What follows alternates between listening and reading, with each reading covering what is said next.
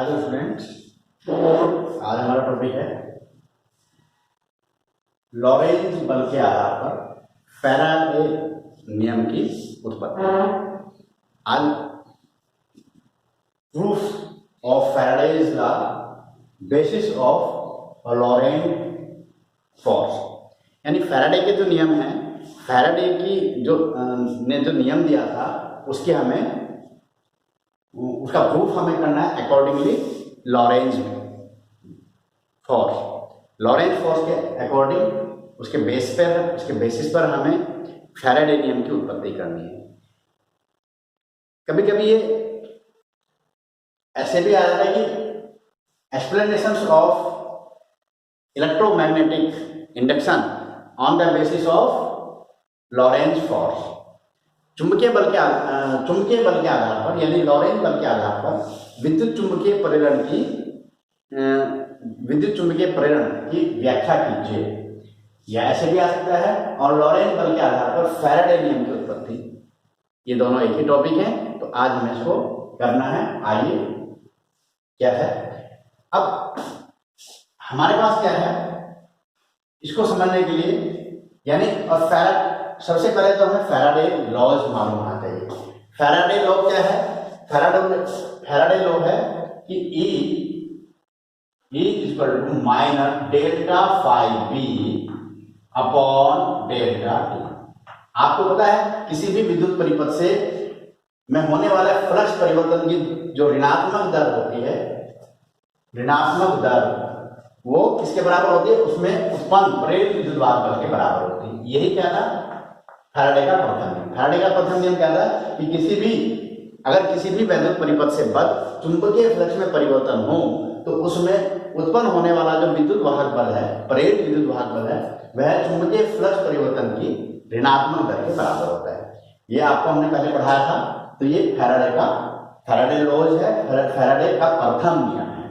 अब हमें इसकी पुष्टि करनी है लॉरेंज बल के आधार पर। लॉरेंज बल के आधार पर हमें इसको प्रूफ करना है। आइए, इसके लिए हमने क्या किया है? इसके लिए हमारे पास क्या है, दो चालक हैं। एक तो है MnOl, एक तो ये स्थिर चालक है MnOl, ये स्थिर है, ये क्या है? स्थिर चालक है। और दूसरा चालक हमने लिया है JK।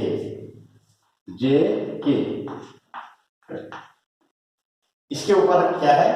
ये JK है, और इस JK को हम क्या कर सकते हैं? इस स्थिर चालक के ऊपर, इस फिक्स चालक के ऊपर हम इसको गति करा सकते हैं, आगे पीछे खिसका सकते हैं। तो अब हमें क्या करना है? इस लॉरेंज बल के आधार पर हमें E equal to minus delta five B upon delta T, यानी फैराडे नियम की उत्पत्ति करनी है। अब हम जानते हैं कि जब हम इस चालक JK को हम क्या करेंगे? इसको राइट हैंड, दाहिनी ओर को V वेग से चुंबकीय फ्लक्स के लंबवत हम गति कराएंगे। यहां पर हमने जो चुंबकीय फ्लक्स लिया है, चुंबकीय क्षेत्र लिया है, वो क्या लिया है? चुंबकीय कागज के तल के लंबवत नीचे की ओर क्रॉस साइन से दिखाया है हमने। और क्रॉस साइन का मतलब क्या होता है कि चुंबकीय क्षेत्र जो है वो कागज के तल के लंबवत है और उसकी दिशा क्या है? नीचे की ओर है। तो यह हमारा समझना है। अब इसमें आपको पता है कि जब हम इस चालक तार को क्या करेंगे, चालक तार JK को दाईं ओर को इस चुंबकीय फ्लक्स परिवर्तन, इस चुंबकीय क्षेत्र के लंबवत दाईं ओर को गति कराते हैं, तो क्या होगा? इसके जो भीतर जो आवेशित कण है, इलेक्ट्रॉन है, वो क्या करेगा? K श्रेणी की ओर को मुख करेगा। इससे पहले टॉपिक में हमने बताया था, इस पर चुंबकीय बल लगेगा और उस चुंबकीय बल के कारण वो नीचे को चलेगा, K श्रेणी की ओर को चलेगा। अब K श्रेणी की ओर को चलेगा तो क्या होगा कि चूंकि ये क्लोज सर्किट है, तो इसमें क्या होगा? ये सर्किट है आपका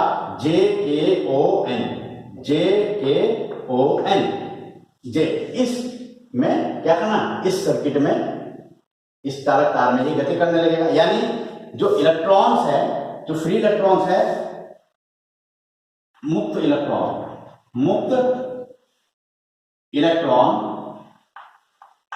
इलेक्ट्रॉन की जो इलेक्ट्रॉन क्या है वो अनुगमन वेग से किस पथ में, जे से के और के से ओ और ओ से एन और एन से जे, इस रूट पर ये अनुगमन वेग से गति करने लगेगा। और इस रूट में जो धारा है, विद्युत धारा है, वो क्या होगी, इस रूट के विपरीत कैसे फ्लो होगी, आई का जो मार्ग होगा, आई का मार्ग यहां पर आई का मार्ग क्या होगा, जस्ट अपोजिट, वो क्या हो जाएगा, जे से एन, एन से ओ से के, इस डायरेक्शन में वो इसमें परेड धारा उत्पन्न हो जाएगी। अब क्या होगा, दूसरी बात कि एक तो इसमें इस चालक तार में किस तरह से इसमें धारा, परेड विद्युत धारा उत्पन्न होगी, वो क्या है, मैंने बताया ही आपको कि इलेक्ट्रॉन जो है इस मार्ग से इसमें अनुगमन वेग से गति करेंगे और इलेक्ट्रॉन की विपरीत दिशा में धारा इसमें परेड विद्युत धारा उत्पन्न हो जाएगी, जिसका मार्ग जे के ओ के होगा, जे एन ओ के मार्ग से गति करेंगे। अब इसमें एक लॉरेंज बल, यानी इसमें जो प्रेरित धारा उत्पन्न हुई, यानी इसमें प्रेरित विद्युत वाहक बल उत्पन्न हुआ, किस वजह से हुआ, जे के की दाईं ओर की गति के कारण। अब जब ये जे के की जो गति हुई वो, यानी वो इस पर एक लॉरेंज बल भी लगेगा इस डायरेक्शन में, एफ, इसको एफ डैश कह देते हैं। तो इस पर जब ये गति करता है चालक, जब ये चालक जे के दाईं ओर को गति करेगा तो इस पर एक लॉरेंज बल लगेगा, जिसकी डायरेक्शन हम किससे निकाल लेते हैं, जिसकी डायरेक्शन हम फ्लेमिंग के लेफ्ट हैंड रूल से निकाल लेते हैं, और वो किधर को होगी, इसकी गति के अपोजिट डायरेक्शन में, इसकी गति के अपोजिट डायरेक्शन में। यानी जो एफ डैश है, एफ डैश की जो वैल्यू होगी, जिसकी वैल्यू हम किससे लेते हैं, आई एल बी से, यानी इस पर जो लॉरेंज बल होगा वो एफ डायरेक्शन में लगेगा। ये आपको पता है कि जब कोई चालक तार किसी चुंबकीय क्षेत्र के लंबवत गति करता है, चुंबकीय क्षेत्र के लंबवत गति करता है, तो उस पर क्या लगता है, फ्लेमिंग के लेफ्ट हैंड रूल के आधार पर क्या लगता है, चुंबकीय बल लगता है, जिसकी दिशा को हम फ्लेमिंग के बाएं हाथ के नियम से हम ज्ञात कर लेते हैं, तो वो इतना बल लगेगा। अब यानी हम इसको गति करा रहे हैं राइट हैंड को, इसमें चुंबकीय बल लग रहा है पीछे को, इसका मतलब हमें जो है, अगर हमें इसकी गति को बनाए रखना है, इसकी गति को दाएं ओर को बनाए रखना है, तो क्या करना पड़ेगा, इस पर एक बल लगाना पड़ेगा, किसके बराबर, चुंबकीय बल यानी लॉरेंज बल के आधार पर के बराबर। अब लॉरेंज बल का जो मान होगा, यानी इसकी विपरीत दिशा में,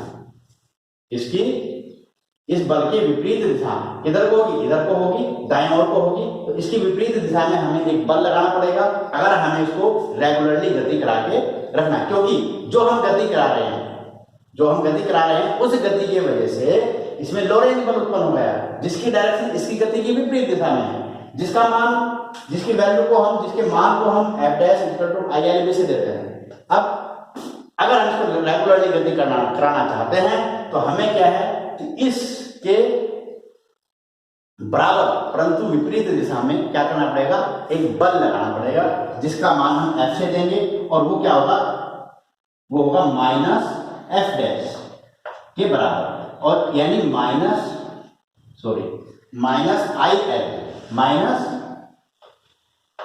आई एल बी के बराबर होगा।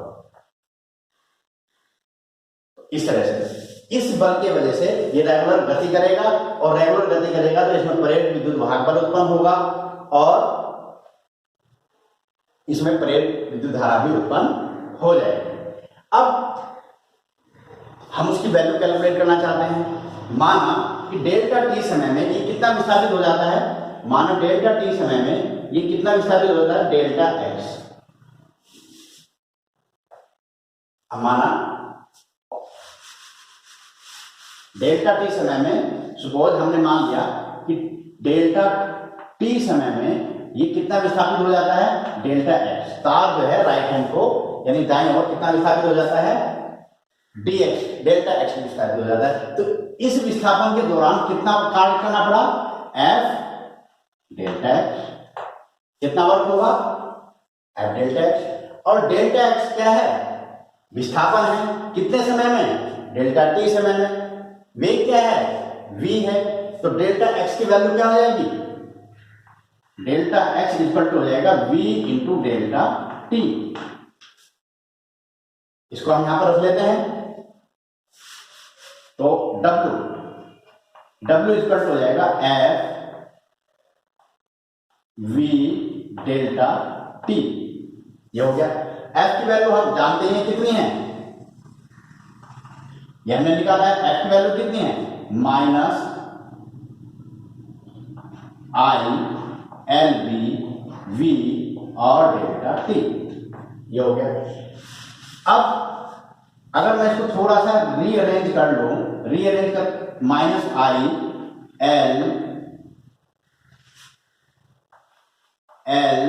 बी वी और आई टी, ऐसे करो तो आई इंटू टी क्या होता है, आई इंटू टी, आई इंटू टी होता है आवेश, आई इंटू टी क्या होता है, आवेश होता है, वैद्युत आवेश होता है। तो इसको यानी W इक्वल टू क्या है, minus L B V Q. तो यानी डेल्टा एक्स विस्थापन में कितना वर्क हुआ, कितना कार्य करना पड़ा, minus L B V Q. अब हम जानते हैं कि जो प्रेरित विद्युत वाहक बल होता है, प्रेरित विद्युत वाहक बल E इक्वल टू है W अपॉन Q। तो इसकी वैल्यू मैं यहां रखूंगा, तो minus E is equal to minus, इसको मैं कर देता हूं, थोड़ा सा जगह कम पड़ रही है, तो Q तो कैंसिल हो जाएगा, तो कितना हो जाएगा ये, माइनस एल बी वी, यानी इसको मैं थोड़ा सा लिख सकता हूं, E equal to minus V B L, minus E equal to minus V B L. इसमें कितना प्रेरित, इसके डेल्टा एक्स विस्थापित होने पर कितना इसमें जो है कितना प्रेरित विद्युत वाहक बल होगा, E equal to minus V B L.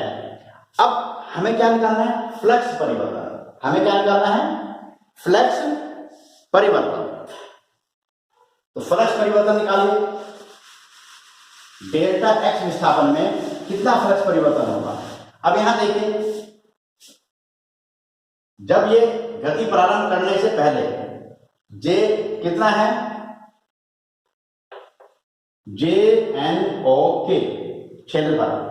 अब जब ये जे के कहां पहुंच गया, जे डैश के डैश स्थिति में पहुंच गया, जे डैश के डैश स्थिति में पहुंच गया, तो अब हमारा जो क्षेत्रफल है वो कितना कितना हो गया, जे डैश एन, यानी प्रथम प्रारंभिक अवस्था में जो एरिया था वो जे एन के, जे एन ओ, ये ओ है, के ये था, और डेल्टा एक्स विस्थापन के पश्चात अब हमारा कितना हो गया, जे डैश एन ओ के डैश, ये हो गया।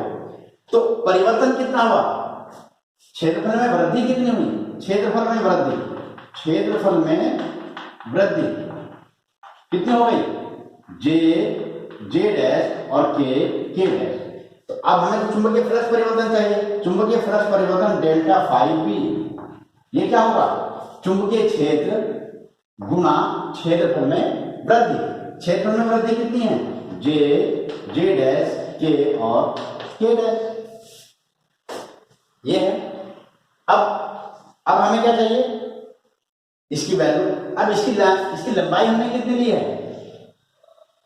एल लंबाई है, माना ये कितनी लंबाई का है, एल लंबाई का है, माना ये कितनी लंबाई का है, एल लंबाई का है। तो यही तो विस्थापित होकर यहां आया, लंबाई एल है, कितना विस्थापित हुआ ये, डेल्टा एक्स। तो इसकी ये कितना हो जाएगा, B into L into delta X, L into delta x.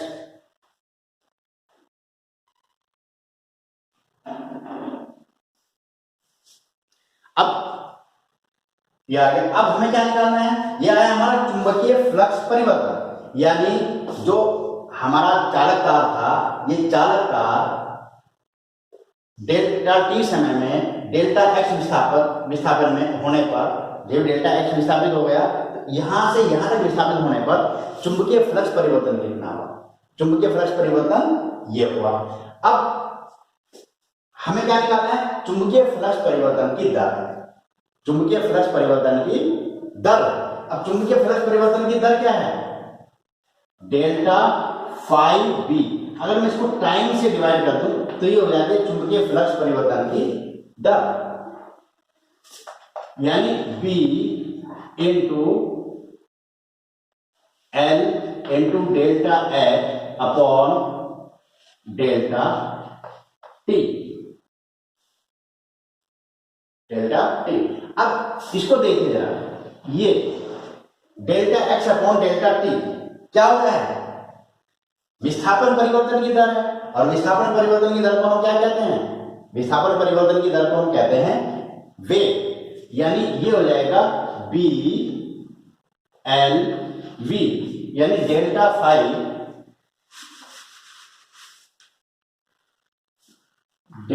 Phi B upon delta T, ये हो जाएगा बी एल वी। तो इसको मैं लिख सकता हूं इस फॉर्म में,